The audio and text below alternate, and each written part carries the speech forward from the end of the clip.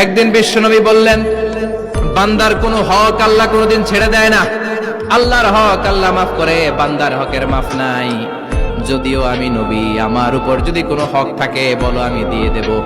কোন সাহাবী দাঁড়ায় না। এক সাহাবী দাঁড়িয়ে বলল, নবী, যুদ্ধের ময়দানে চাবুক চালানোর সময়, লাঠি চালানোর সময় এক কাফেরকে মারতে যে আপনার লাঠির বাড়ি আমার পিঠের মধ্যে পড়েছে। আপনি যেহেতু এই কিসাসটা আদায় করতে চান, আপনার পিঠে আমি লাঠির বাড়ি মেরে এটারে শোধবোধ করে দিতে চাই।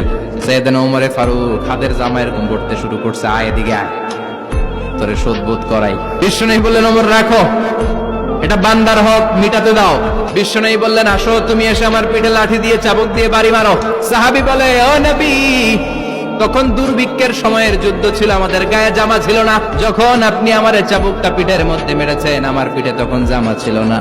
আপনি যদি যথা নিয়মে কিসাসটা আদায় করতে চান, আপনার জামাটা খুলেন, খালি পিঠের মধ্যে বাড়িটা মার। এবার আর ওমরে ফারুককে ধরে কে? এদিকে আয়, তোরে দেখাইতেছি। বিশ্বনবী বললেন, ওমর থামো, মারতে দাও। বিশ্বনবী উনার জুব্বাটা উপরের দিকে উঠালেন, পিঠের মধ্যে বাড়ি দেওয়ার জন্য ওই সাহাবীকে ডাকলেন। ওই সাহাবী বিশ্বনবীকে পিছন দিক থেকে জড়িয়ে ধরে ওই মোহরে নবুয়তের মধ্যে চুমু দিয়ে ফেলেছে। সাহাবী বললেন, নবী গো, এই নাটক করার জন্য আপনি আমারে মাফ করে দিয়েন। আপনি বিশ্বনবী, উদম গায়ে আপনারে দেখা যায় না, খালি গায়ে আপনারে দেখা যায় না। শুনেছি আপনার পিঠের মধ্যে মোহরে নবুয়ত আছে। অনেক দিনের সাধনা, জল্পনা কল্পনা, আপনার মোহরে নবুয়তে আমার ঠোঁটটা আমি লাগাবো।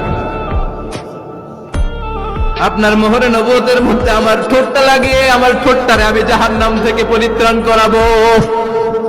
এজন্য প্ল্যান প্রোগ্রাম করে এতক্ষণ আপনার জামাটা খুলতে বলেছি।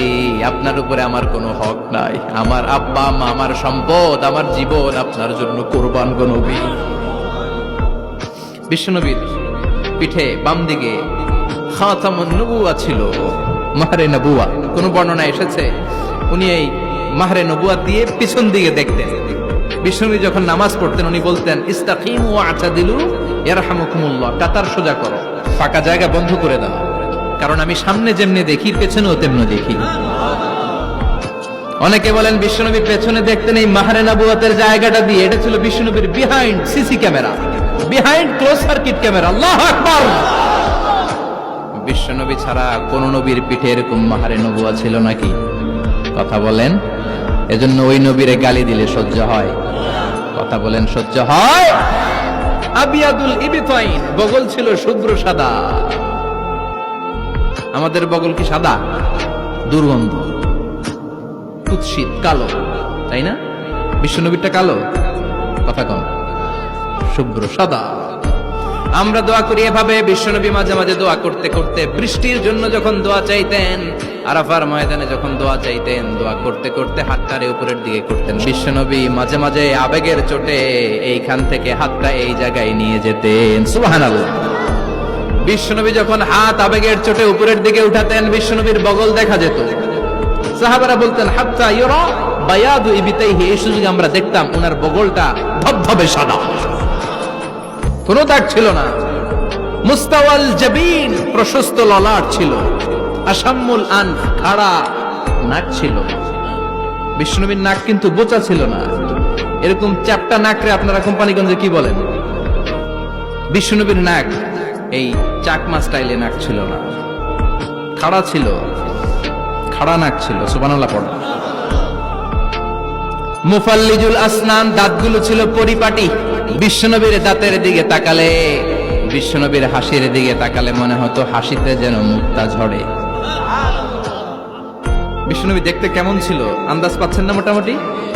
এই চমৎকার দেহটা নিয়ে যখন আয়নার সামনে দাঁড়াতেন, বিশ্বনবী জোস জোস পোজ দিতেন না। এখনকার ছেলেপেলেরা বলে আয়নার সামনে দাঁড়াইয়া দেই জোস জোস পোজ, আচ্ছা না নাই?